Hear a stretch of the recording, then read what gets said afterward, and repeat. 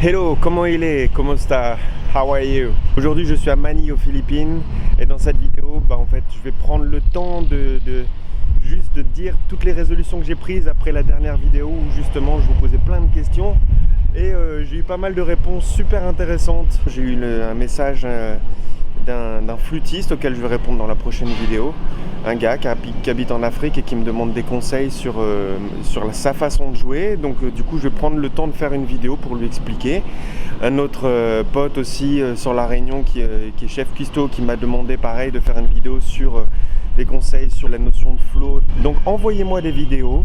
Dites-moi ce que vous voulez que je partage avec vous de mes connaissances. Si j'arrive à vous répondre, je vais essayer en tout cas de faire mon mieux.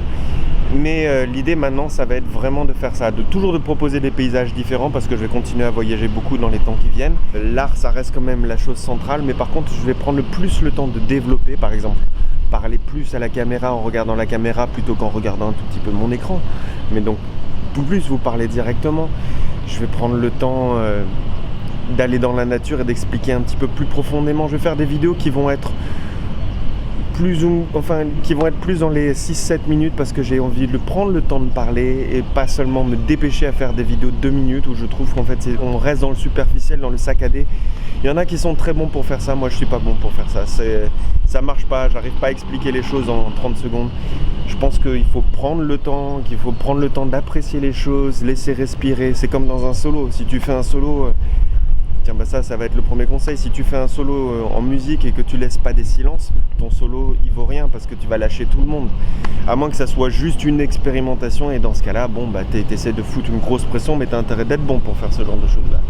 Hendrix, il peut le faire parce qu'avec sa distorsion, il arrive à foutre une sacrée patate tout le temps et pas lâcher l'énergie.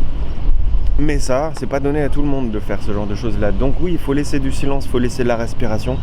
Essayer de parler un peu plus en continu. Je me suis inspiré d'énormément de blogueurs. Alors merci à tout le monde qui m'avait balancé plein d'exemples de blogueurs très intéressants sur la science, sur l'art. Donc j'ai essayé de m'inspirer de la façon de monter, et en fait au final je fais des montages qui sont beaucoup plus poussés, mais c'est pas forcément ça qui fait que les gens voient.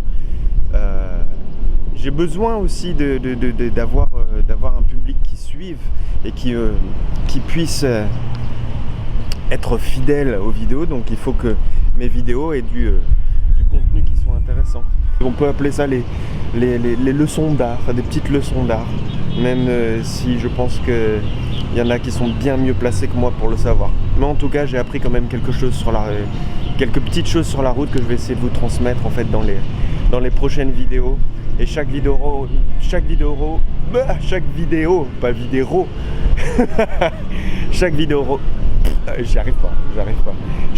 aura un thème différent et dans un lieu différent que je vous ferai découvrir en même temps.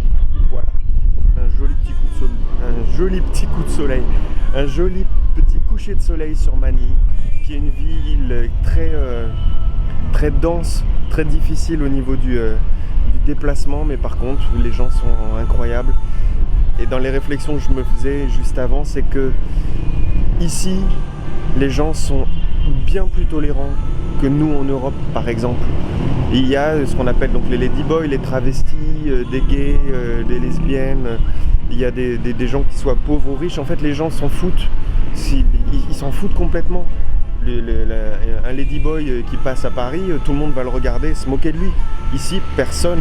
C'est tout à fait normal et c'est des gens qui sont adorables, qui sont très très gentils. Donc il y a beaucoup plus de tolérance. Donc moi je dirais que Manille ça vaut le coup parce que Manille et les Philippines en général ça vaut le coup parce que c'est une grande leçon d'humilité et c'est une grande leçon aussi de générosité. Si vous venez ici, il ne faut pas penser que les Philippins, c'est un peuple qui est très souriant. Il ne faut pas penser que c'est à eux de sourire en premier. C'est à toi de sourire en premier quand tu viens. C'est toi qui es l'invité. Donc tu dois sourire en premier. Donc voilà, mes résolutions à venir. Passez une bonne journée et à très très vite. Et puis t'oublies pas, tu t'inscris sur YouTube et tu me suis parce que ça va être sympa. Allez, on va voir le petit coucher de soleil.